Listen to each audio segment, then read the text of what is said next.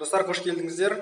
Бүгінгі видеода сіздермен интерактив болу үшін өзімнің ойыммен бөлісіп кейбір сұрақтарды қойғым келеді. Сол сұрақтарға комментте жауап берулеріңізді өтінемін. Мен осы инстаграмда көптеген қолданушыларды қарап жүремін. Әсіресе шағын бизнес саласында көптеген кісілер өздерінің тауарларын немесе қызметтерін инстаграм арқылы сатқысы келеді. Бірақ кейбіреулері білмей жатады, кейбіреулері қиындыққа тап болып жатады. Сол кісілерге көмек болсын деп мен келесі видеолар сериясын түсіретін боламын. Менің сұрайын дегенім, егер сіздің кәсібіңіз болған болса, және сіз инстаграмда бар болсаңыз, инстаграмда заявка жинағыңыз келе ме? Немесе жалпы интернетте заявкілерді жинағыңыз келе ме?